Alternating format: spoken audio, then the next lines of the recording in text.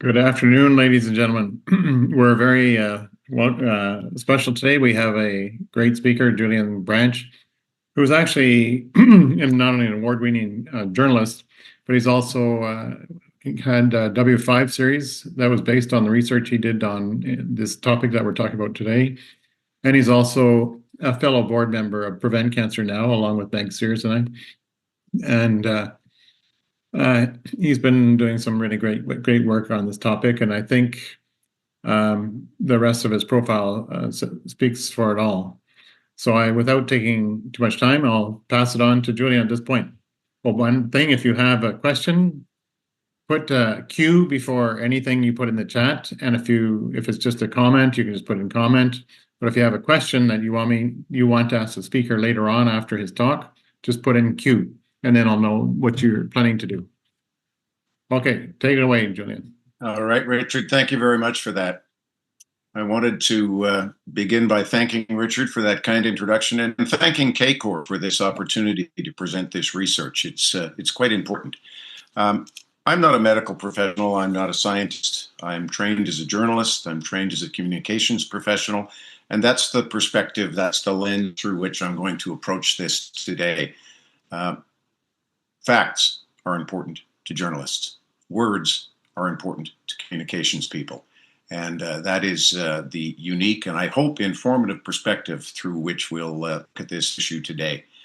This is an issue that very few people are aware of, that asbestos was used to make water pipes around the world. So that's what I wanted to start with. And that's the who am I. The why am I doing this is this little fellow in this picture. That cheerful young man that you're looking at there is Weston Julian Similuk. He's my namesake. He's my firstborn grandchild, and he's surrounded by squash and pumpkins at October. He's just coming up on his 5th month. And I don't want young Weston to be dealing with this issue when he's my age. That's why I'm doing this. I'm especially pleased, as I said, to be here with CACOR today, because when you look at your website, your purpose and objectives line up perfectly with what I'm trying to do. I'm trying to raise awareness of asbestos cement water pipes so people will ask questions and push for changes in government policy. We're all old enough to know what asbestos is. It's a naturally occurring mineral. It was used in literally hundreds of applications for decades. It's a very small fibrous mineral and microscopic minerals. The type there are 6 main types of commercial value. The one we're talking about today, the one we're focusing on, is in your top left, chrysotile or chrysotile asbestos. This is the type of asbestos that was used in asbestos cement water pipes. We know that asbestos is a group 1 carcinogen. We have known for decades that inhaling asbestos causes cancer, any one of a number of serious cancers. Ingested asbestos, the jury appears to be out. If you drink asbestos, there is question on whether or not it causes cancer. But you'll see here the page from the Centers for Disease Control talks about not only inhaling asbestos, but swallowing any type of asbestos. And swallowing that asbestos into your stomach can cause any one of a number of serious cancers. Asbestos cement pipes, or AC. People like to use the acronym AC pipes. That way you don't have to say the word asbestos. Transite pipe. And there are 2 main types of asbestos pipes. One is a metal pipe wrapped in asbestos for insulation value. That is not the pipe we are talking about today. The pipe we are talking about today is used blending cement and asbestos in a mixture because the asbestos helps bind the cement, and the Canadian government reports will show that up to 20% of the interior of asbestos cement water pipes are asbestos. 20% asbestos.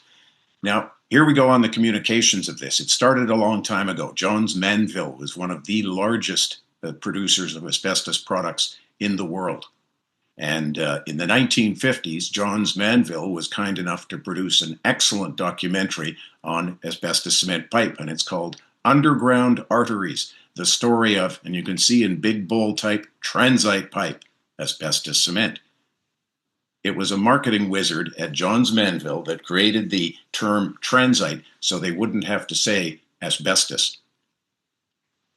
What you're looking at here is a massive asbestos cement water pipe factory in Italy. The process for making these pipes was invented by an Italian around 1900. This factory in northern Italy is from around World War II. And these factories started popping up all over the world because this pipe is used all over the world. In the United States of America, just to give you an example, the Environmental Protection Agency, or the EPA, estimates there are more than 630,000 miles of asbestos cement pipe in America. 630,000 miles. I'll get into Canada more, but we have a lot in Canada. It was used in Europe. It was used extensively throughout Europe and the UK, Asia, Africa, New Zealand, Australia. Australia has 40,000 kilometers of old asbestos cement water pipe. Hardy and Sons was the big producer of asbestos over there. It's literally used around the world. This page is from a document produced in the 1950s talking about the inventor of the asbestos cement pipe process, Dr. Mazza. You'll see a picture of him there. Dr. Mazza invented this. He patented the process. He started building factories to produce it. And you'll see by 1948, asbestos cement pipes produced by Dr. Mazza's process encircled the globe 2.5 times. That's 1948, 1950s, and 60s when asbestos cement pipe production really took off. The pipe was used, and the pipe was very popular because it was cheaper than the cast iron pipes of the day. It was lighter than the cast iron pipes, and it was thought to be impervious to deterioration. That didn't turn out to be the case. A good point now to explain Canada's somewhat complex relationship with asbestos. This is a page from a 1977 Science Council of Canada report on asbestos. And you will see there that Canada once produced over 40% of the world's production of chrysotile asbestos, the type of asbestos that went into these pipes. 95% of that was exported, and the province of Quebec accounted for about 80% of Canada's asbestos production. So you can imagine what a problem it might be for the Canadian government now to say to people, say the United States of America, which imported 95% of or 98% of our asbestos, to say that we might have a problem with that asbestos cement pipe. But the story really begins with the asbestos cement pipes in America. In the late 1960s, people living in Duluth, Minnesota, on Lake Superior, noticed something wrong with their water. And the EPA, which was fledgling in those days, was called in to investigate. The EPA had created a test for asbestos in water, EPA 100.2, and it measured asbestos fibers in million fibers per liter, MFL. And they tested the water in Lake Superior near Duluth, and they found 644 million fibers per liter. 644 million fibers of asbestos in a liter of water. A court case began with the Reserve Mining Company, which had been an iron ore mining company on the shores of Lake Superior for decades. They had been dumping their tailings into the lake, and that caused the asbestos fibers. The Reserve Mining Company was ordered to stop dumping its tailings into Lake Superior. And environmental groups discovered that at that time, America had installed at least 200,000 miles of asbestos cement pipe in the previous decades. They called for that practice to stop. It didn't. They called for the pipes to be removed. They weren't. But what happened was the Environmental Protection Agency and the Department of Health and Human Services knew it had an issue on its hand, and it would spend the next 2 decades with intense studies into asbestos in the water. First study came out in '79. They found they had a lot of asbestos in American water. The second phase of that was to find out, was it bad to drink asbestos as it is to inhale asbestos? And they spent 2 decades studying that, voluminous studies. And in 1992, the United States Environmental Protection Agency said, yes, we are going to regulate asbestos in American water. They set the level at 7 million fibers per liter. Anything over that, you take out newspaper ads, you take out radio, television ads, you bring in bottled water, you inform the people that the water is not safe to drink. In 1992, we'll go through fact sheets that say that 7-MFL was set to, quote, protect against cancer. 95 EPA fact sheets say the long-term health effects of drinking asbestos are lung disease and cancer. And it's very curious because if you go to the current EPA website, the only health effect you will see from ingested asbestos, swallowing asbestos, is an increased risk of developing benign intestinal polyps. Now, there is that 1995, it's October 1995 EPA fact sheet when they decided to regulate asbestos in water. You see the first sentence there says this is the National Primary Drinking Water Regulations, asbestos. It may cause health problems if found in amounts greater than the health standard set, 7 million fibers per liter. And down below, you'll see the health effects. I just want to zoom in on that a bit so you can see that. Short term, not so much, not a concern, really. But long term, because it's the latency period of asbestos, it can take up to 40 years before asbestos-related disease take hold. Asbestos has the potential to cause the following effects after a lifetime exposure to levels above the MCL, the maximum contaminant level: lung disease, cancer. The EPA in 1995 said drinking asbestos can cause cancer. Here's the rationale for that 1992 regulation. You'll see up top, this is the Environmental Protection Agency. The first sentence says, concerning the use of asbestos cement pipe.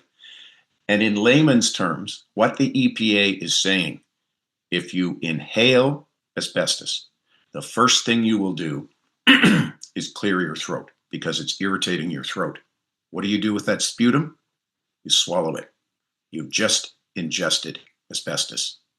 That's the rationale of the US EPA for their 1992 regulation. If you go to the American Cancer Society, you'll find a lot of information on this. They actually have something called the Asbestos and Cancer Risk page. It explains what asbestos is. It explains how people are exposed to it from inhalation and from swallowing asbestos. And you'll read there in brackets, what is it here?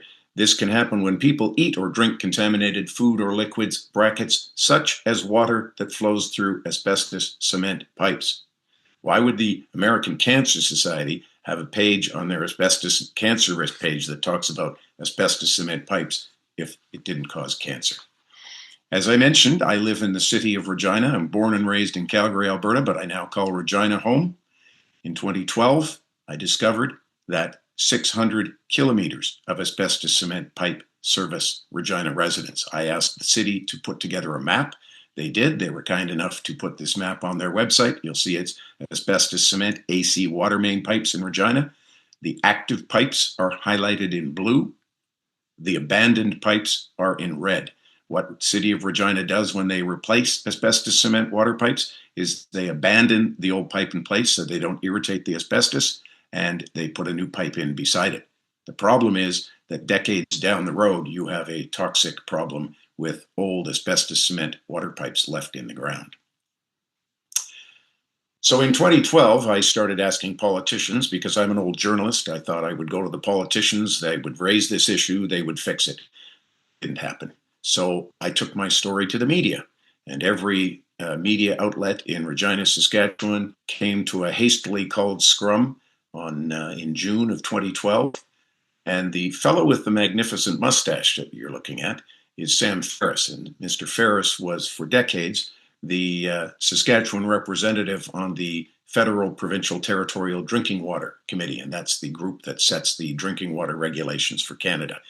And Mr. Ferris told the journalists he was aware of an American study that had come out linking asbestos in water to some benign forms of cancer in the stomach, but he hadn't really had the time to look at the veracity of those studies and see if they were worth the paper they were written on. That was 2012. There are several American studies, not just one. There are several American studies that were conducted well in advance of the EPA regulating asbestos in 1992. They were in the 1970s and 80s. Mr. Ferris would have had plenty of time to test the rigor of those studies. Because Regina has so much asbestos cement pipe, 600 kilometers, and I used the number 600 because that was used by the Director of Water and Sewer in Regina, 600 kilometers, that in 2003, the National Research Council established a $34 million research center in the city of Regina. The Center for Sustainable Infrastructure Research produced 10 studies, which repeatedly refer to asbestos fibers in the water as a quote-unquote health concern. The studies showed that the fibers do shed into the water in severely deteriorated pipes, and the problem is exacerbated by hot, dry weather. I'll tell you at this point, there are two main problems with the asbestos cement pipes. One is the soft water flowing through the pipe. It deteriorates the pipe from in the interior. And the other is the aggressive nature of the soil surrounding the pipes, which breaks the pipe. That is the situation we have in Regina, Saskatchewan. Between 2010 and 2022, there were 2,477 asbestos cement water pipe breaks in the city of Regina, almost 2,500 in a 12-year period. The NRC goes on in 2010, once they get in their hooks into this issue, and health concern turns to cancer. Asbestos fibers in the water can pose a hazard of cancer. The NRC will tell you that it has no data on asbestos cement water pipes, despite the fact that it's got 10 studies. Health Canada will tell you the NRC studies, they don't count. Here's the very first NRC study to come out of that research center at the University of Regina, the Center for Sustainable Infrastructure and Research. And you'll see in the very first sentence that approximately 2/3 of the water mains in the city of Regina are asbestos cement. They're breaking with more frequency, and they account for almost all the water main breaks in the city. And I just want you to read that first sentence in the introduction just below that. It adds, it's the same sentence, but it adds, there are approximately 531 kilometers of asbestos cement pipe in Regina. And I will just point out that that's not approximate. That's exactly, it should say, not approximately. But there are 2005, 531 kilometers of asbestos cement pipe in Calgary. And there's the first reference we see to health concern related to asbestos fibers in drinking water. And that's on top of page 2 on that report. The NRC says there's a health concern associated with asbestos fibers in drinking water. Because I look at this with a communications hat, this is one of my favorite articles that was ever written on this. A month after that 2005 report, the University of Regina Research Magazine penned a very favorable article about this. You'll see the very first one that's highlighted here. It says it's going to be a permanent office, this Center for Sustainable Infrastructure Research. It's going to save municipalities millions of dollars. 2 university professors are working on a robot to go into the pipes and see what the condition is. And then you'll see that it talks about buried pressurized water pipe, 535 kilometers of buried pressurized water pipes. Well, NRC publications from the exact period that this was written say there are exactly 535 kilometers of asbestos cement water pipe in Regina, Saskatchewan. Why wouldn't you want to call it asbestos cement pipe? And then we end with, again, this is going to be a permanent office. And here are some of the cover pages for those reports, just to let you know how specific, how exacting they were. Asbestos cement, water mains, history, current state, future planning, AC, there's that AC again, AC pipe in North America. But I want to use this 2010 example because I think it perfectly highlights exactly what the National Research Council knew about asbestos cement water pipes. The AC pipes are considered non-friable, and that means when you've got asbestos in your ceiling tiles, as long as you don't scratch it and release those fibers, you're not breathing them in. Same thought applies to water pipes. As long as it's not in the water, you're okay. And they're unlikely to produce large amounts into the water, unless they're severely deteriorated. Think 2,477 asbestos cement water main breaks. That's severely deteriorated. And it goes on to say, although there are fewer concerns about waterborne asbestos fiber, there are still concerns about the inhalation of airborne fibers from showers and humidifiers. And there are also concerns about the ingestion of fibers from drinking water and the clogging of filter systems. These are microscopic fibers. Think how many fibers it would take to clog a filter system. Then it goes on to explain that the US EPA has set a 7 million fiber limit. They have to monitor down there because they have regulation. They monitor, they test for asbestos in the United States of America. In Canada, no, we haven't set a maximum acceptable concentration, a MAC. So we don't regulate asbestos in water. In my mind, the best study that came out of the NRC facility in the University of Regina is this one, 2010. It doesn't say health concern. I'm not a medical professional, but I believe that sentence says that ingesting asbestos can cause cancer, a hazard of malignant tumors of the gastrointestinal tract and other organs. That's what the report written by Doctors Wang and Cullimore in 2010 said. Cancer. And here's how it ends. Here's how that report ends. Eventually, these asbestos fibers, along with the biomass associated with them, will be released into the drinking water stream and degrade drinking water quality. The degradation of drinking water quality is not seen in a positive light. And my thing seems to have frozen here. There we go. Oh, sorry about that. Getting ahead of ourselves. So that was 2010. Later that year, those scientists working on that project at the University of Regina, you'll see here asbestos cement water mains in the city of Regina were installed decades ago and they're breaking. Those scientists used very unscientific language to explain the need to do something. Immediate, urgent, those are the words used in there, to ensure a, quote, safe and clean drinking water supply in the city of Regina. In 2010, those scientists said we needed to take action. Well, I fast forward again to 2012 when I took this issue to the media, and they ran down to talk to the people to assure them that even though we don't test for asbestos in Regina water, that we have a lot of pipes, they're breaking a lot, but we don't have any asbestos in the water, everything's fine. And one of the people that talked was Roy Cullimore. Roy Cullimore, who in 2011 and 2010 said the pipes were breaking, the asbestos was going into the water, causing a health concern. He told the media 2 years later that there's no evidence that ingesting asbestos is harmful. What was the city of Regina doing? Well, I mentioned how many asbestos cement water main breaks we've had here. They're all involving asbestos cement. I will tell you right now that Regina, Saskatchewan has no cement pipes. The concrete pipes that we have are large diameter feeder or primary mains. They're not breaking. They're not causing a problem. But for a period of 4 years, whenever the media would go down to talk to the city about a water main break in the city of Regina, the people in charge would call it a cement pipe or a concrete pipe. When we're relining asbestos cement water pipes in Regina, Saskatchewan in 2020, the director throughout the article refers to them as concrete pipes. You don't have to say asbestos. In 2021, I had asked a number of questions of the city of Regina, and they decided to put out a memo explaining to residents of the city that asbestos cement pipes weren't a problem. We have a lot of them.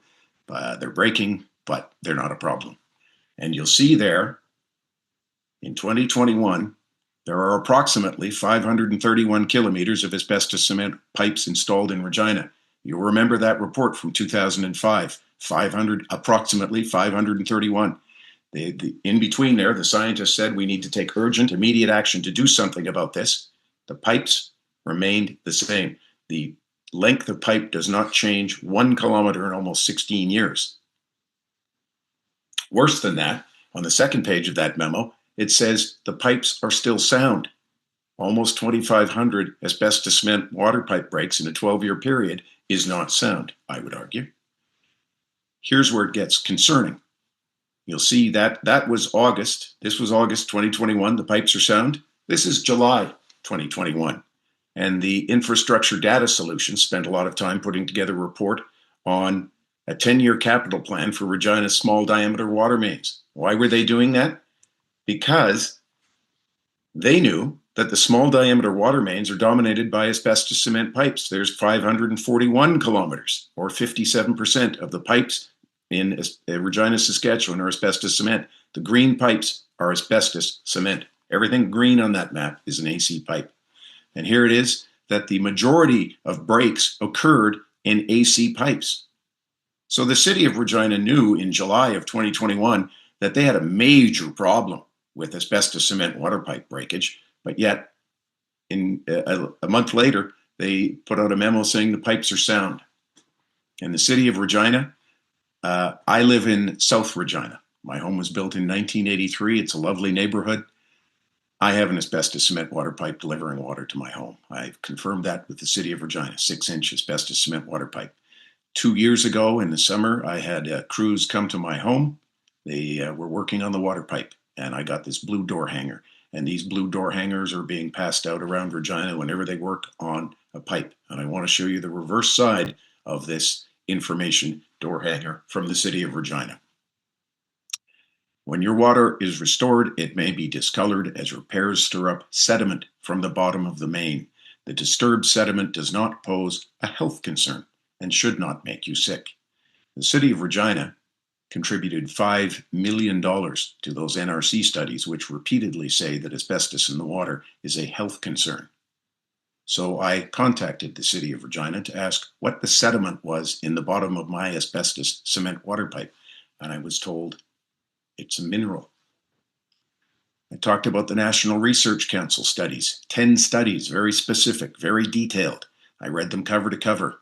Then I contacted the National Research Council in 2021 to ask some fairly elementary questions. Have you ever looked at this issue? Is it a health concern? And they responded by saying the NRC does not hold any data on asbestos cement water pipes. No data except 10 studies full of data. And then regarding the health issue, we don't install the pipes. We no longer install asbestos cement pipes. That's not the concern I have. The concern is the 70-year-old pipe that is breaking in front of my house. Here are the guidelines for Canadian drinking water quality, and you'll see the parameter is asbestos, and the maximum acceptable contaminant level, none required because it doesn't cause any problems. It's coming from the decay of asbestos cement water pipes, and I just want to zoom in on these because you'll see there that there's no evidence it's harmful. There is no evidence it's harmful. Well, the United States of America thinks there is, and they've been regulating it since 1992. So I sit, as Richard mentioned, I now sit on the board of Prevent Cancer Now, and it's probably one of the best moves I've ever made because I'm just a curious old journalist, but the rest of the folks on the board are scientists and medical professionals, and they're rather fascinated with this issue. So we teamed together with Canadian Environmental Law Association several years ago to write to Health Canada. And one of the questions we asked in our environmental petition was, well, wait a second, you say there's no evidence that it causes cancer, yet 10 studies at the National Research Council say it does cause cancer. How do you square that? And they said, well, Health Canada wrote back to say those studies were focused on infrastructure, not healthcare, so they don't count. But my argument would be surely somebody from that NRC panel went down to Health Canada and said, hey, we've got a problem. Apparently not. Born and raised in Calgary, always held a soft spot in my heart. So I decided to look in and see whether or not the pipes are in Calgary. In 2001, you'll see a fellow by the name of Roy Brander, who was a senior infrastructure engineer with Calgary Waterworks, wrote a report on water main materials in Calgary, very detailed report. And he mentions down in the opening page here that, yeah, we tried out some asbestos cement pipes. We had a lot of workmanship related breaks when we were installing them. How does Mr. Brander refer to the pipes in Regina? A brief flirtation with AC down in the early 70s in Calgary. A brief flirtation, that's what he says. Well, Prevent Cancer Now has done quite a bit of research on this issue, and if you go to our website, you'll see a lot of information about ingesting asbestos. And in 2023, Dr. Meg Sears, our board chair, wrote an op-ed in Canada's National Observer about a petition tabled in the House of Commons, and I'll talk about that just in a few minutes. But one of the things that I'm trained to do as a communications professional, especially in political communications, is something called media monitoring, where you pay a lot of attention when a story like this appears, who writes in, who says what about the story. Well, look who wrote in. look who wrote into that story in the National Observer about asbestos cement pipes. It's Roy Brander, that engineer from Calgary. He was the top guy for 20 years. He confirms that Calgary does have 67 kilometers of asbestos cement piped. He talks about the fact that we really didn't use too much of it in the city, and some of these other cities really put in a lot and got stuck with the inventory. That's not a positive thing to say. He doesn't recall. He doesn't recall any problems with asbestos cement pipes contaminating the water during his time. He does talk about a test. You can do a test. Just call the city. They'll test your water and see whether or not these asbestos pipes are shedding or leaching particles into the water. And then he goes on to say, the pipes are really around these two neighborhoods here, 3-block area, Lake Bonavista, southern 3/4 of Parkland. Just call the city. They'd be happy to come out and do a test for you. And there's the City of Calgary website talking about 67 kilometers of asbestos cement pipe. Here's a helpful infographic that explains where the water main is. It's right in front of your house, and that's hooked up to a water service main, a water service line. So in Regina, we have a lot of asbestos cement water mains, and we have a lot of lead service connectors. So we have a double whammy. And most large municipalities will have what's called an open data site where you can really get down into the granular details of things. And this shows the public water main locations. And there are the two neighborhoods that Mr. Brander was talking about, and a third one, Midnapore. And the material type is AC or asbestos cement. And like I say, granular level. Well, this gets into the granular level on the Open Data website. There are more than a dozen of these pages. And this is the public water mains. And you'll see the highlight there is material, AC, all the way down, and the year they were installed. And there are more than a dozen of these pages. You'll remember when Mr. Brander talked about a brief flirtation in the South End in the 70s. Well, you'll see the pipe was laid there in 1960s. And there's 1956. 1956, some of this pipe is almost 70 years old. This was much more than a brief flirtation in the South End in the 70s. So I contacted the city councillor for the area most affected. I never did speak with him. I went around with his assistant for several weeks. I was finally put on to the media relations department, and I asked him about pipes in Lake Bonavista. Lake Bonavista was Canada's first ever man-made lake, and it's a very affluent area in Calgary, and it has a lot of asbestos cement pipes. Were there any breaks? Yes, there were. There were 2 main breaks. Did you test? Did you notify people? No. The City of Calgary does not test for asbestos in water, nor do we notify residents of an asbestos cement water main break. Remember Mr. Brander saying, all you got to do is phone the city, they'll come out and test your water. The City of Calgary doesn't test for asbestos in water because Health Canada says it's not an issue. I was curious to know how much more pipe there was in Canada. Fortunately for me, in 2021, the Infrastructure Canada announced it was heading forward on a national infrastructure assessment. So I contacted then Minister Dominic LeBlanc's office to ask whether or not pipes would be included. They wrote me back and said no, but advised me that if I was interested in doing that work, I would be free to go ahead and do that. I thought that was a ludicrous proposition that a private citizen would do that. So I got together with my friends at Prevent Cancer Now, and we filed a parliamentary petition. And here is the Statistics Canada website talking about the purpose of that National Infrastructure Survey. It's a little slow, so I'll just show that it's looking at Canada's core public infrastructure to see what kind of shape it's in and what we need to do in the future. As I mentioned, we organized a parliamentary petition at PCN, and somewhat to my surprise, the government wrote back a few months later and said, yes, we will include a question about asbestos cement pipes in our survey. And the question was, what was the total length of kilometers of asbestos cement water pipe as of December 31st, 2022? And that went out to hundreds of municipalities. And StatsCan said, we'll release that data in late 2024. And there we are. I want to focus in on the municipal level. This wasn't asked about the provincial level. It was focusing in on municipalities.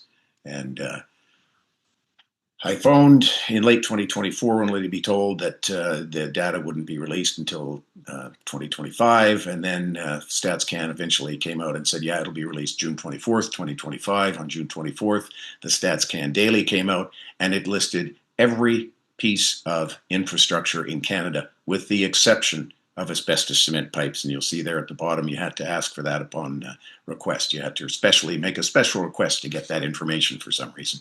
So Prevent Cancer Now did, and a few days later, we received this table from Statistics Canada. And you'll see the very top numbers there, 13695.8. That is, Canada has 13,695 kilometers of asbestos cement water pipe. And you'll see the provinces broken down there. I've just highlighted Ontario because it's our largest province. What Prevent Cancer Now did in the next several months, through the good work of Meg Sears and others at Prevent Cancer Now, we analyzed this, we broke those numbers down, and we've got a nice little readable chart there for Canada. There's 13.7 thousand kilometers of asbestos cement pipe. You'll see that British Columbia, 4,200, Alberta, 32, Saskatchewan, 27, then Ontario, then Manitoba. Quebec comes in at 864 kilometers, and then it fades away as you get into Atlantic Canada. Just want to go through some of these slides very quickly. This is British Columbia. It has the most asbestos cement water pipe in Canada. You'll see, and these are kilometers, by the way. This column is kilometers. You'll see that Prince George has a great deal. It's throughout the Okanagan. The interesting thing about this, the StatsCan data is it'll say Regional District of North Okanagan. Well, that's Vernon and several other communities surrounding Vernon. There's a lot in the Okanagan. Interestingly, the Black Mountain Irrigation District, these are pipes, 155 kilometers of pipe that water the fruit orchards in the Okanagan. Alberta, EPCOR Services right at the top. That's the big one. That's Edmonton. 1,044 kilometers of asbestos cement water pipe in Edmonton makes up about a quarter of the supply of Edmonton. Here's Saskatchewan, City of Regina, 500, City of Saskatoon. I can tell you that the City of Swift Current, 250, about 3/4 of the pipes in Swift Current are made from asbestos cement. Here's Ontario, Toronto, not so much, 113 for the largest city in our country. Winnipeg, I want to focus on Winnipeg in just a minute, 741 kilometers, a lot. Quebec has under 1,000 kilometers, and Quebec was the only province that didn't have to share the municipal data with Stats Canada. 2 weeks after the Stats Canada data came out, we find a story that asbestos-like fibers are found in Whitehorse water, but they're not concerned. Asbestos pipes make up, 50 kilometers of asbestos cement water pipes in Yukon, according to Stats Canada. And here's the concern with the lack of regulation of asbestos in Canadian water. These unknown fibers that resemble asbestos. There is no lab in Canada that measures the 100.2. This data was sent to a lab in Medicine Hat that measured using a different formula. The only way to find asbestos in water is EPA 100.2. And you'll see there that the water manager told the journalist that, no, we're not, they're asbestos-like fibers. We've got asbestos cement pipes, but we're not going to do any additional testing because Health Canada says it's okay to drink asbestos. And there's another page showing those unknown fibers under a microscope that's taken right from the lab report. Canada hadn't been sitting idly by while the United States of America was looking into this issue very seriously in the 70s. This report you're looking at is published in 1981. The data was gathered in the late 70s. And it found asbestos in drinking water is the title. And it found that chrysotile asbestos was identified in 5% of public water supplies above levels greater than 10 million fibers per liter. You know that the current level for asbestos in water in America is 7 million. We were 3 above that. But here's what's interesting about Winnipeg. The report also looks at the contribution. What contribution did asbestos cement water pipe make to those levels? Well, Winnipeg was apparently a classic case where the fiber levels rose from the raw source through to the faucet. At points, it measured as high as 6.5 million fibers per liter in the late 70s in Winnipeg. And this is the important part. These data provide a statistically valid indication that erosion of asbestos cement pipes is taking place. In the late 1970s, Health Canada was aware asbestos cement pipes were deteriorating. City of Winnipeg took this very seriously. In the late 70s, they hired a private consultant to look at the issue of asbestos cement corrosion. In 1987, James Montgomery looked into this. He refers to that survey in 1977. And by the mid-80s, the asbestos concentration in Winnipeg water had almost doubled to 12.3 million fibers per liter. The recommendation, the number one recommendation, is that you need to test your water at least 10 locations each and every year. In 2021, I wrote to the City of Winnipeg to ask some questions about this. They said they confirmed 721 kilometers of asbestos cement pipe. It's funny because StatsCan says 740. A quarter of their water main breaks involved asbestos cement pipe. We actually tested for asbestos from 1985 to 1995. Winnipeg has not tested its water for asbestos since 1995. And you'll see here that they tested to ensure that the US EPA levels were being met. Results obtained were well below the EPA limit. The last time they tested was 12.3. But when you go on a verbal meeting on April 22 on asbestos cement water pipes in Winnipeg, you'll hear the water manager say that the last level they had before they stopped testing in 1995 was 19 million fibers per liter in a liter of Winnipeg water. Nanaimo, British Columbia is another interesting example. March 28, 2023, a story appeared on CTV that Nanaimo has 100 kilometers of asbestos cement pipe. The city has tested for asbestos in drinking water since the 1990s, leaving the mayor confident the water is safe to drink. And then on camera, the mayor takes a big swig out of a glass of water to show everybody that the water is safe to drink because the city tests for asbestos. The reason they did that story, CTV ran that story, is because 4 days earlier, I had appeared in a segment on W5 that Richard had mentioned earlier, looking at asbestos in water. And it spent about a year investigating this issue and found asbestos in the water of Regina, Saskatchewan. But back to Nanaimo, I found out about that story. I interviewed the mayor a couple of months later, and he again confirmed to me that the city tests the water for asbestos on an annual basis. He couldn't give me any details. I asked to speak to the water manager, which never happened. So I filed an FOI, and I asked, how many times has the water been tested for asbestos in Nanaimo since 2000? And you'll see here that the city said, well, here are the only documents we can find on that. And the only document they have is from one test that was done once, August 1st, 2007, at one location. The city of Nanaimo does not test asbestos levels in water. It has not done so since 2007. And the problem for the city of Nanaimo is their own documentation, their own reports show that the most pipe breaks they get are on water main breaks. Currently, the city experiences several breaks a year on asbestos cement water main breaks. So how can the mayor assure residents there's no asbestos in the water if it hasn't been tested since 2007 and the asbestos cement water main continues to break?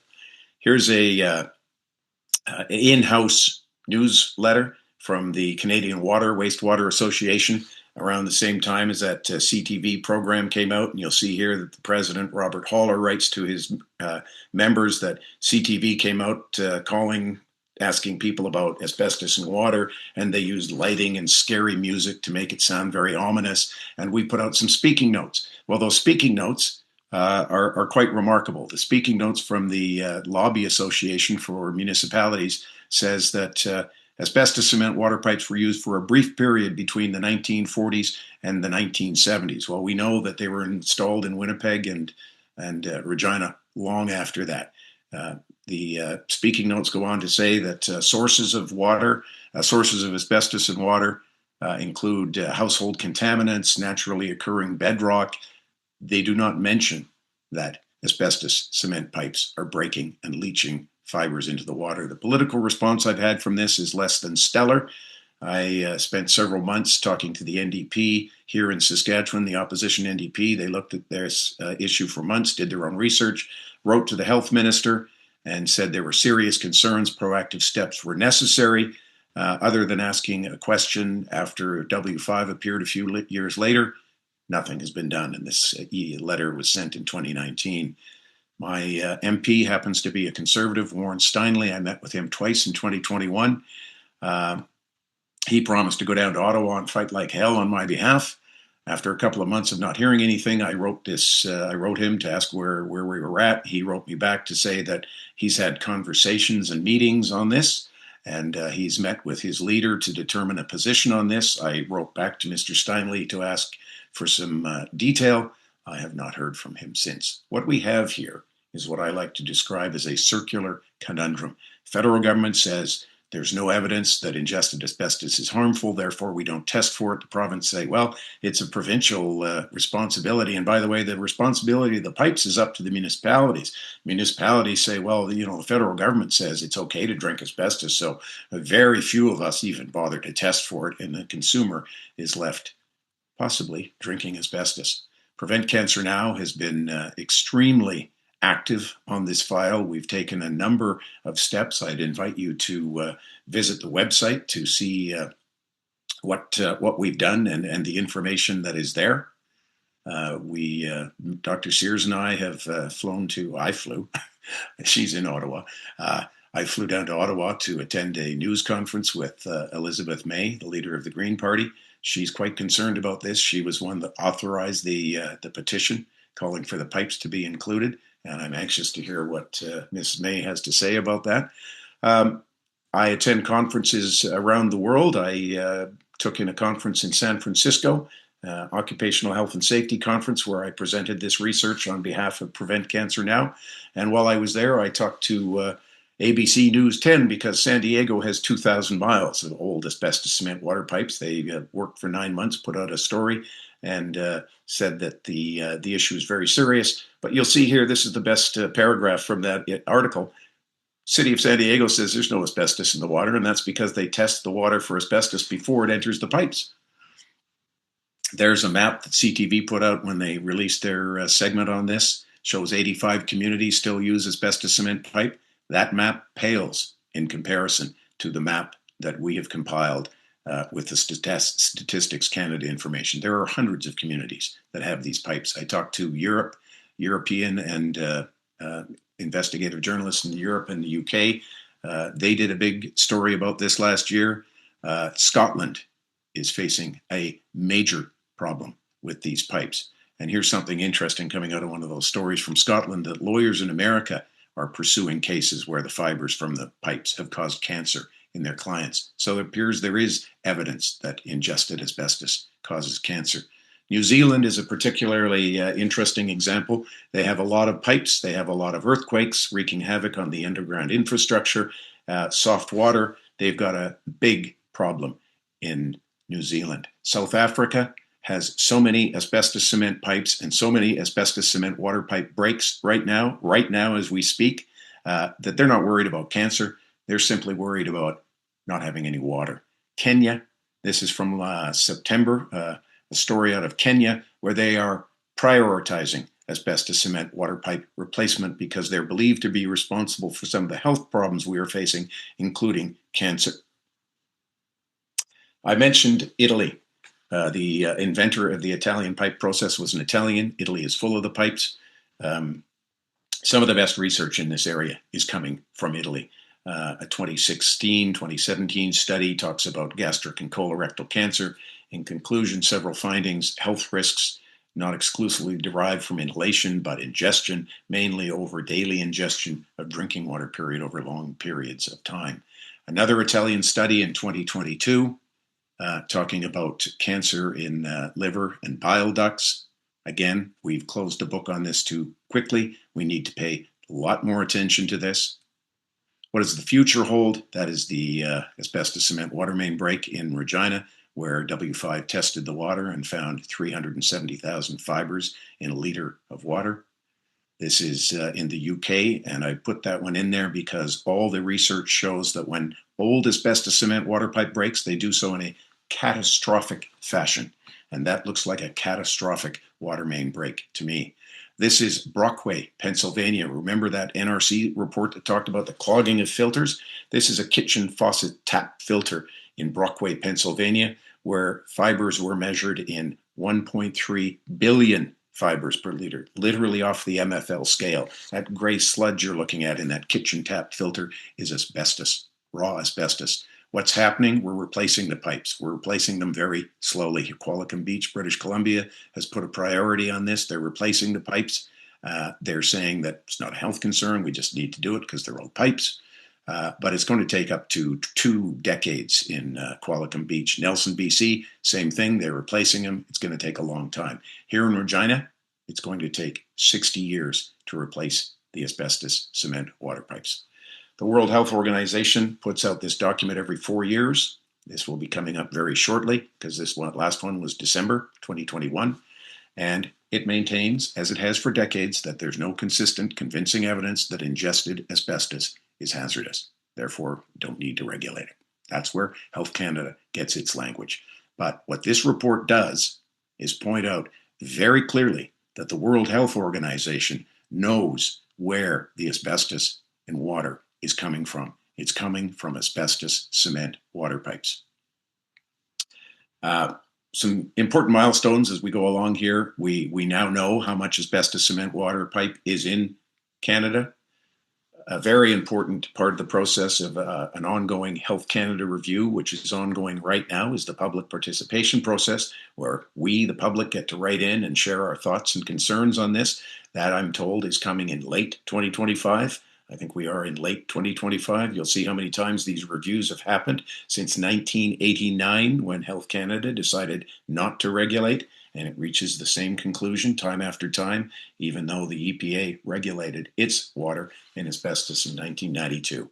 I just ask people to conduct their own research, look into this, start asking questions, ask your city councillor whether or not you have these pipes, contact your MLA, your MP, and demand some transparency on this. Demand regulation, testing, notification. If I have an asbestos cement water pipe, I want to know, and I want to know if it breaks, and I want to know how much asbestos is in my water.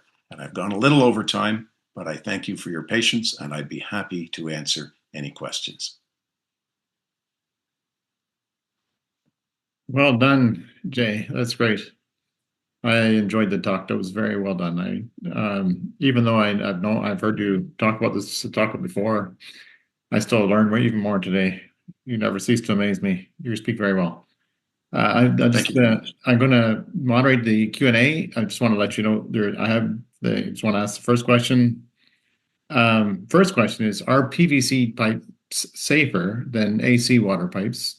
And the second question is, what is the sensitivity of asbestos concentration testing? The answer to the first question is the PVC pipe is better because it doesn't contain asbestos. There are concerns. Yeah. Everybody's got a concern. There are concerns about PVC. I haven't delved into that in great detail, but I can tell you that all the asbestos cement water pipes that are being replaced around the world are being replaced with PVC. Right. And then, okay, so the next question. Oh, and the concentration. So the sensitivity of concentration testing that is available. Do you know how low they can measure? Well, the US EPA, like I say, in the late 60s, early 70s, the US EPA came up with a test for asbestos in water, and that is seen as the gold standard. It is US EPA 100.2. When you want to see if you've got asbestos in your water, that's the test that you use, and that's my concern with Whitehorse, Yukon. They're not using the proper test. They're using a test that shows the asbestos-like fibers. You need to find out whether or not you've got asbestos in your water. But as you saw, yeah, and that number was derived how? How did they derive that number in terms of saying what's safe and where do they develop the threshold? Well, it's interesting that you asked that because that goes back a long way, and especially when you break that down, it gets rather complicated because the US EPA says 7 million fibers per liter. That's the level.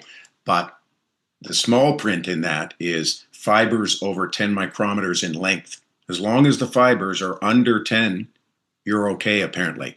But there are experts, and I will name Dr. Arthur Frank as one expert. He's seen as one of the world's foremost experts in this area. He will say that that fiber length is a red herring. If you drink asbestos fiber of any length, that is too much asbestos. The fiber length argument is seen as somewhat of a red herring. Right. Okay. So, okay, next question is Art. You're on, Art, you're up, and then Meg, you're on deck after that. Yeah, thank you, Julian. I'm thinking more of downstream. That, for example, we have settling ponds here, which are, of course, taking water off properties and directing them. It's fresh water and it's not contaminated with anything other than what's on the ground. But they're traveling through pipes, and I assume they are AC pipes that ultimately that water is accumulating in a settling pond, and I would expect the concentration of asbestos fiber must go up unless it's getting embedded into the ground and perhaps with aquatic life. There might be fish and other life forms besides the grasses and things which enter the food chain with geese and ducks, etc. Has there been any review that has done to determine the impact of this accumulated AC, particularly in geese and fish and other aquatic life, and the accumulation, of course? Is there studies done on accumulation? Thank you. Art, I know of one researcher at the University of Saskatchewan who has looked into this and is quite concerned about this. I don't know what the results of his studies are. That's not something I've been looking at. I did touch base with him about a year ago briefly on that. So I know those studies are being done. I can't tell you what the results are. It's worth following up on that. Sure. Okay. So Meg, you have a comment or a question? Meg? Yeah. Oh, yeah. Julian, you're just such an encyclopedia about this. Thank you very, very much. Actually, I hadn't got my hand up, but I did put in the chat some of the links to some of the materials at Prevent Cancer on the Prevent Cancer Now website. And I must say that we're kind of girding our loins right now, anticipating that Health Canada is going to come out with another proclamation, rather information-free or not very rigorous assessment, but the decision that this is our top worry, that there's still no consistent, convincing evidence that drinking asbestos is bad for you, which is actually kind of an extraordinary level of evidence that they're requiring before they're going to regulate this. You know, it's not the balance of probabilities. It's not a reasonable expectation or anything like this. This is consistent, convincing evidence that something that is not measured and is not acknowledged could harm people. Like, you're never going to get consistent, convincing evidence if you never do the research, if you don't have the data. So, yeah, it's the way they regulate so many other toxins. As we know, Meg, well, you know, they asbestos is a special Mhm. is especially bad. We do measure contaminants in air. We do measure chemical contaminants. We've got more data on PFAS, which is pretty recent compared to asbestos in drinking water, which is more than 50 years of being a concern. So it's politically being a concern because the Quebec Association. Quebec was associated with all sorts of asbestos mining, but Canada has been recognized for decades as being particularly blind. We were one of the last countries in the world to actually act on asbestos, solid asbestos. So we're carrying on in a not very not very good tradition when it comes to asbestos case in drinking water. And I'll just put in a plug here, if I may, for Prevent Cancer Now for people like Meg and Richard. Like I say, I'm a journalist. I'm not a medical professional or a scientist, and I really appreciate the work that you folks have done in this area. And I just want to bring up it's not scientific, but I think it's indicative of where the problem is headed, because this problem with these pipes will only get worse as time goes on. The older they get, the more deterioration, the more breakage. 5 years ago, I started a Google alert for asbestos cement water pipes. The first year, nothing, no hits, not a one. Second year, I got a couple from around the world. I am now getting information, stories coming into my inbox on a weekly, usually daily basis from around the world about asbestos cement water pipe failures. That is indicative of a larger problem that's getting worse. Mm-hmm.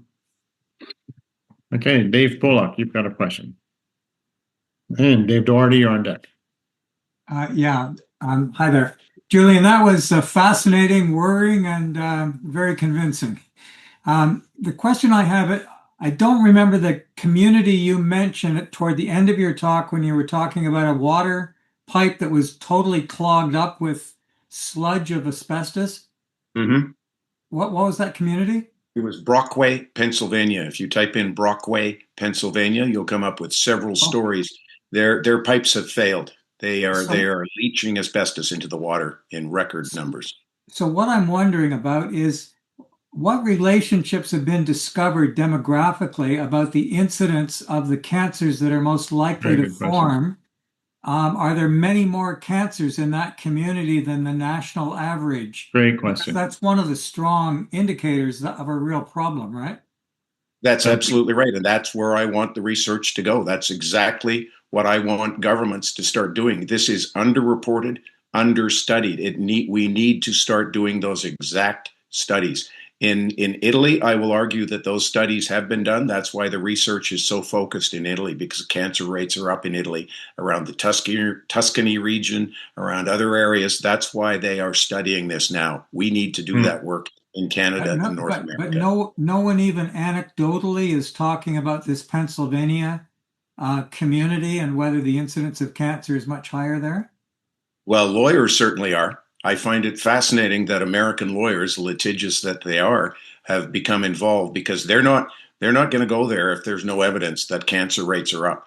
And that's why I point out that lawyers in America are looking into this, and there's all sorts of communities where the asbestos pipes and these lawyers are popping up on everyone now, because they know they're onto something. Thanks, Julian. Okay, Dave Doherty, you had a question. Yeah, thanks. I'm actually going to ask two. First of all, what is the background level of asbestos in natural surface waters? That I do not know. It depends where you are. In San Francisco, California, one of the earliest studies that was done in the late 70s found a lot of asbestos in the surface water because it's serpentine rock. It occurs naturally in the water in San Francisco. Where it occurs naturally in areas, you'll find high levels of asbestos. In British Columbia, where there are asbestos mines, in Quebec, you'll find high levels of asbestos in the water in some areas.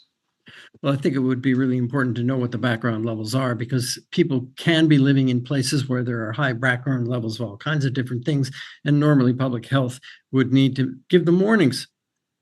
Second question. The interesting thing, I can speak about a little bit about Regina. I mentioned that W5 came in, tested the water 50 feet from an asbestos cement water main break. The interesting thing there was in October, when they first contacted the city, W5 was told by the city that, yeah, we've had an asbestos cement water main break, but everything's fine. You know, we don't notify the residents, but everything's okay because it's not regulated in Canadian water. The crew came up to Regina to do the interview in January with the city of Regina, and you'll see if you watch the documentary, the nervous water manager who's talking to them. The reason he's nervous is because hours before that interview took place, the water manager contacted W5 to say, you know, we said it was an asbestos cement water main break back in October. Turns out it wasn't asbestos cement water main. It was a cast iron pipe. But the city of Regina's got that lovely map where it shows where the asbestos cement pipes are. And all you have to do is look and see that it was blue. It's an asbestos cement water pipe that broke. And as W5 said to the city, well, if it wasn't an asbestos cement water main break and we sampled the water at that location and found 370,000 fibers in a liter of water, you've got a much bigger problem then. So that's the sort of thing that's going on. Got to be careful when you're looking at which facts you choose or invent. So the second question is, what is the detection level for fibers in water? And Meg made the comment right after that detection limits for fibers of various lengths depend on the methods and labs. But in fact, there ought to be, and there almost certainly is out of US EPA, a standard test method which would have a set detection limit that labs would need to meet to be certified to do the test. That's right. That's exactly right. That's US EPA 100.2. And that is the standardized world. Do you know what the detection level is? I'll ask Meg to jump in here because I see her screen appearing there. Maybe she can explain in more detail. Yeah, the US EPA test method only looks at fibers that are greater than 10 microns in length, which is a problem because fibers that are shorter can be quite problematic. So it is, and that you can use different, there is a range of types of instrumentation that can be used for that. So the actual detection limit varies a little bit according to the labs, but the real differences between the labs are for the shorter fibers. But it's quite, it's using the US EPA methods, the detection limits for the fibers that are 10 or more is much, much lower than the limit. Mm-hmm. And so, if you use a larger sample, if you have a larger screen, it's one of these things where you do your sample and then you kind of put it through a screen and then you count the number of fibers in a certain thing. So if you count one block, you have one sensitivity. If you count 100 blocks, you have greater sensitivity. That's understood. The reason I asked the question in the first place is because I would like to know whether the detection limit is low enough that we ought to consider that if you're non-detect, the water's almost certainly safe. And in fact, if, let's say, the detection limit, you said, what would you say, 7 million particles per liter? 7 million fibers per liter, yep. Of the large 10 micron ones. Right, I understand, but let's assume it's all of them. And I don't care whether it's short or long. If it's 7 million, and the detection limit, the detection limit is, let's say, 400 or 4 million. No, it's much lower. Well, that's what I want to know. And if, in fact, at, say, 1 million, we know that there have been health effects, which is entirely possible, may not have involved death or a sufficient number of deaths per million people that they would set the level that low, but at least we would know that it's affecting human health below the detection limit, which is a crucial item. Mm-hmm. Well, there's two things, whether the detection limit is low enough, but also the fact that when you take a sample, a lot of these samples, the majority of the particles don't count. I understand. Yeah, there was a Canadian study back in the 70s or 80s, and looking at asbestos in water samples from across the country, mostly in Quebec and Ontario. But and there, when I looked at the data there, what was really astounding was that setting it at 10 ignored the vast majority of the particles. So if 10 is going to give you cancer, it doesn't mean that 9 doesn't. Mm-hmm.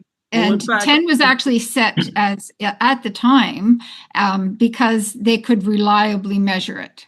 Right. And what I suspect is, in fact, the case is that the really short particles around 1 or 2 microns are the really dangerous ones. Well, we It's quite don't know. possible. Yeah. Yeah. Those are the ones that can get into organelles and so on. Right. Yeah. But Yeah. Thank you. yeah. Thank That's you very true. much for the question. It's really Okay, so John, you have a question. I might have two even. I live in Ottawa, Julian. Yes. I'm rather painfully aware that the municipality of Ottawa makes quite a lot of mistakes. So I'm going to assume that it's failed me in the quality of the drinking water that delivers to my residents. What can I, as an individual citizen or as a family, what can I do to cope with the perceived threat? Well, you can first find out if you have AC water pipe. Yeah. Excellent question. And I would start with your city councillor. I would start with your city administration to ask them, do you have an asbestos cement water pipe delivering water to your home? I believe Ottawa has a low number. It's around 13 kilometers, I believe, that Regina has. I just had this discussion with an Ottawa city councillor last week. I wrote to him and asked him, what is the plan to replace asbestos cement water pipes in the city of Ottawa? And of course, we got involved with administration, and I talked to the guy that was involved in a water pipe replacement project in Ottawa currently, and he didn't know anything about asbestos, and he sent me over, and I've never heard back. I've never heard back from the individual they sent me to, but persistence pays off. Keep on your city. Find out, first of all, whether or not you have the asbestos cement pipes, whether or not there have been any breaks in your neighborhood, because that allows the asbestos fibers to enter the water more freely. But it's only by asking questions, because knowledge is power. And then you, as the homeowner, now what do I need to do? Do I need to get a good reverse osmosis filter system? Do I need to bring in bottled water? But it only starts when we start asking questions.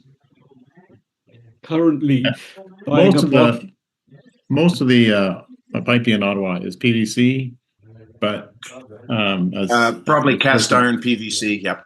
Yeah, or there's even some lead still around in Ottawa as well. But the lead is used in the service connectors connecting the water main to the house. It's not the lead water pipes. It's just that short stretch that goes from the street into your house. Right. Do we know anything about the dose of asbestos fibers that is below which it would be safe to drink the water, as we do for quite a number of other things which affect biological welfare of a citizen or of an animal, for that matter? The experts with whom I have spoken will tell you that there is no safe level of asbestos ingested or inhaled. And I'll just point out that the argument about ingestion of asbestos is, the question was, does it pass through the gastrointestinal tract? If it does, that's a problem. It was determined in the early 80s through EPA testing that yes, indeed, swallowed, ingested asbestos does pass through the gastrointestinal tract. Yeah. Meg? When you're considering carcinogenicity, there's this concept that it's a no threshold kind of carcinogen. Some carcinogens are considered to be a threshold carcinogen, like your body can deal with a very small amount of some materials, but asbestos is not classified that way. It's a no threshold carcinogen. Has there been a substantial body of research to deal with that? Because of one or two of the things that I've done research on, there was definitely, I would have expected there to be a level at which the insult was not sufficient to cause a substantial physiological problem. Well, There has not been very much research at all on oh, this. that's exactly So right.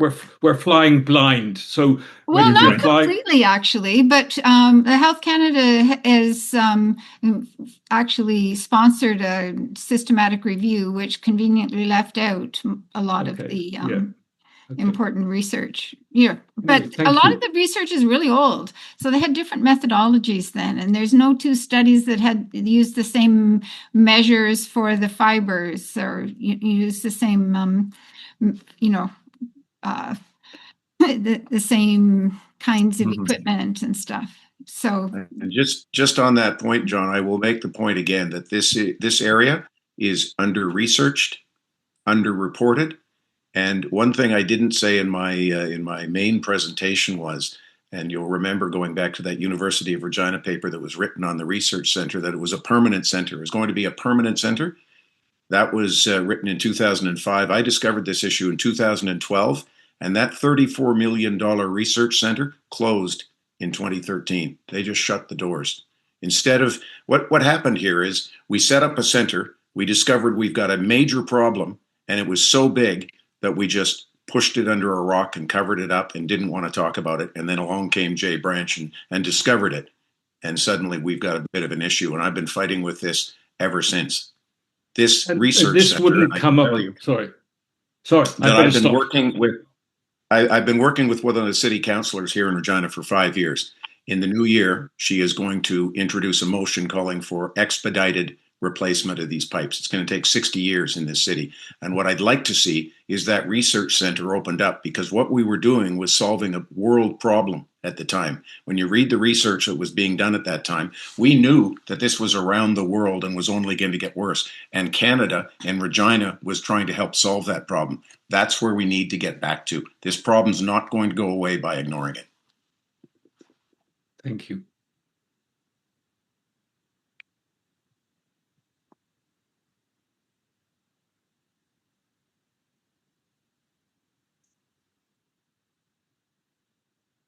Do we have any questions, Richard?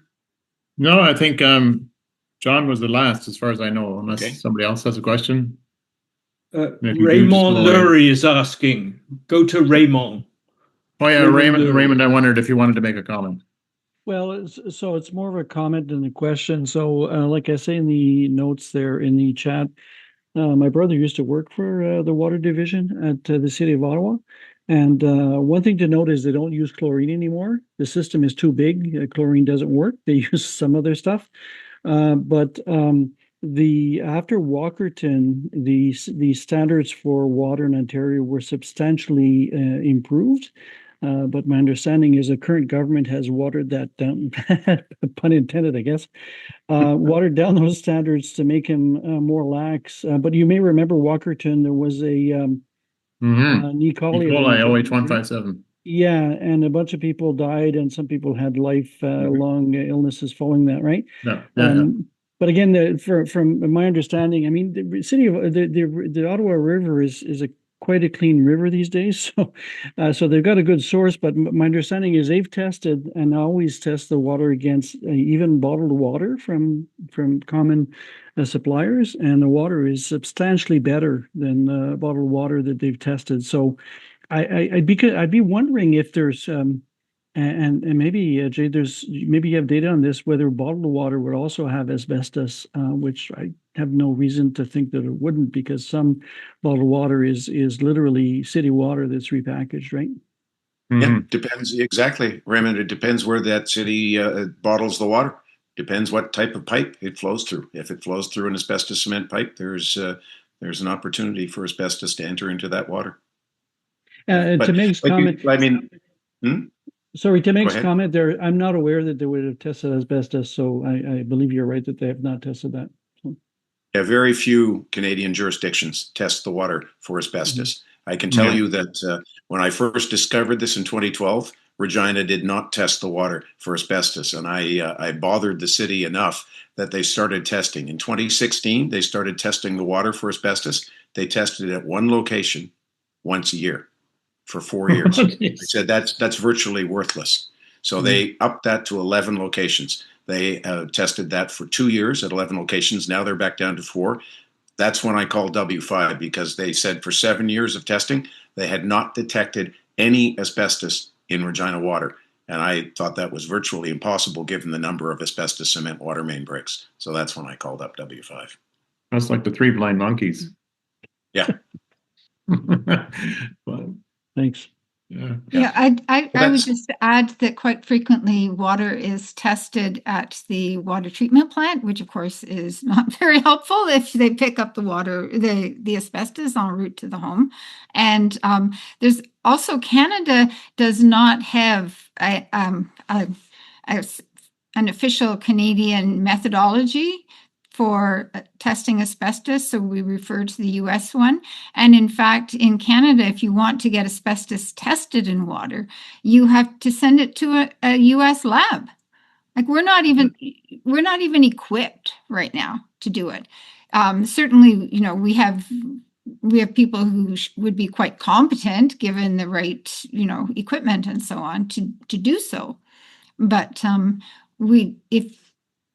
if we want, we actually looked into this.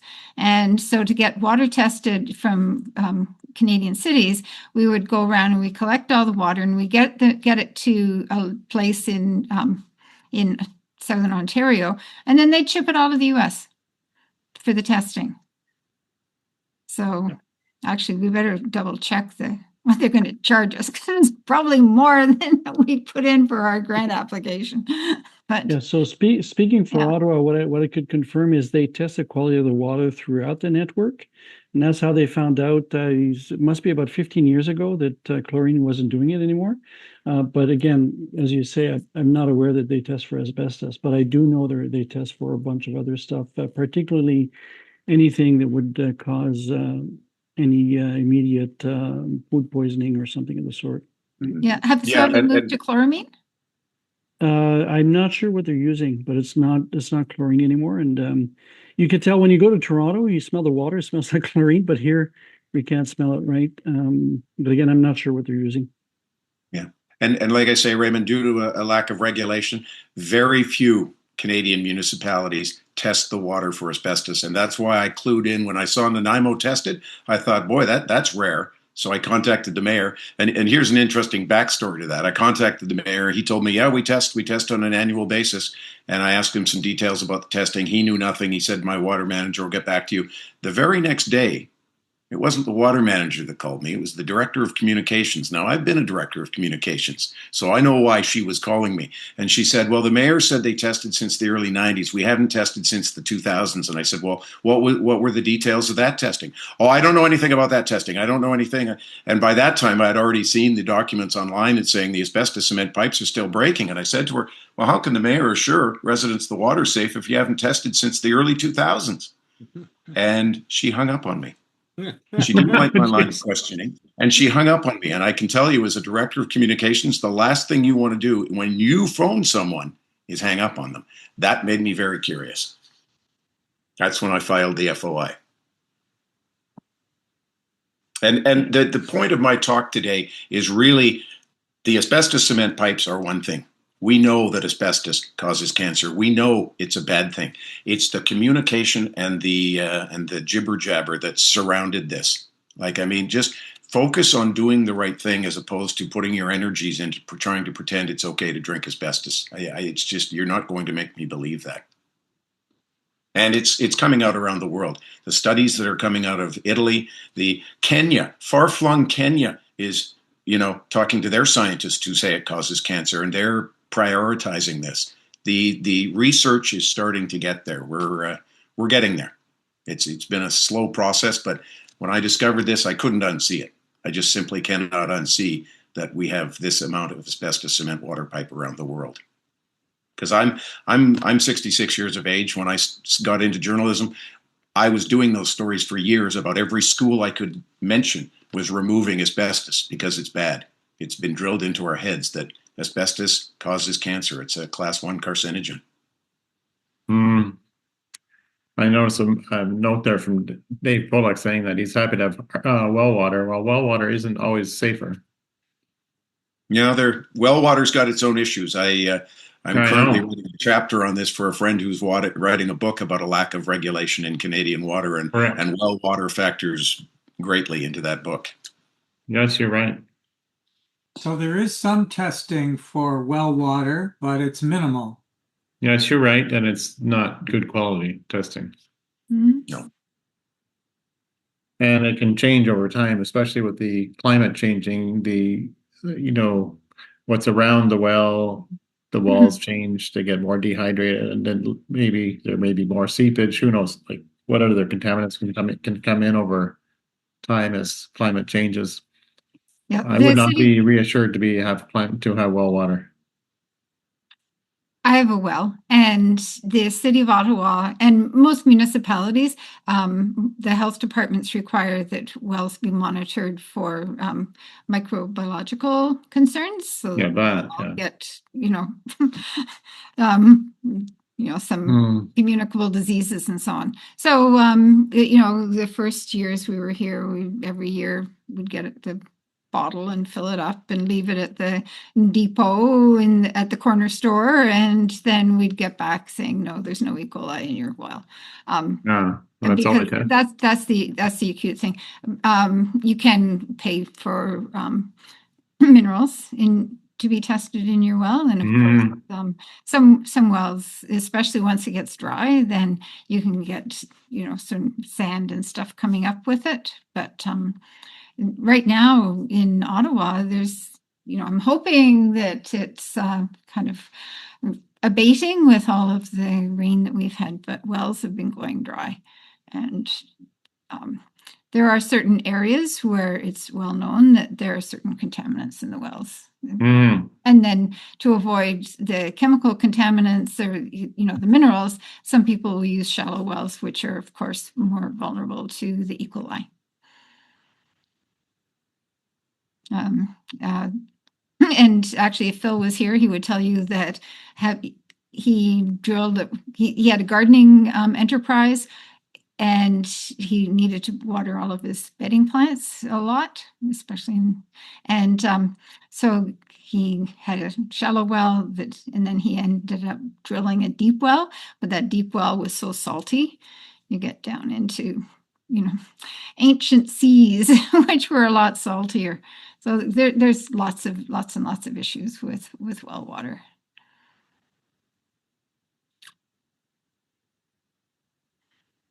You can also get radon coming out of some formations via well water. Radon's huge here in Saskatchewan. Big problem. Yeah. That's why you've got a uranium mine. That's it.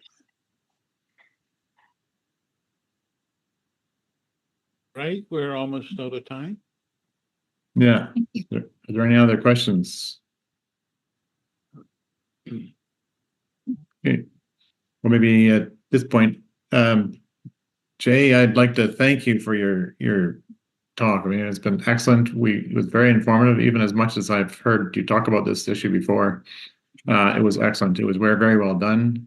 For those of you who want to stay around and chat, I'm going to be leaving. I've got actually, my wife's car battery died, so she's stuck. And we had this happen once last week. Now I have to go pick up my granddaughter. But Dave is going to take over as moderator, so you can have some ongoing chat for the next half hour. But thank you again, Jay, for a most informative talk. Very well done. Thank you very much, Richard, and thank you again to CACOR for allowing me to take this opportunity to present on this. I think it's an important issue, like I say, under-researched, under-reported, and more people need to know about it. And the more of us that do, I'm sure we will take action and try and change that. And we just need to get the government to see what we see.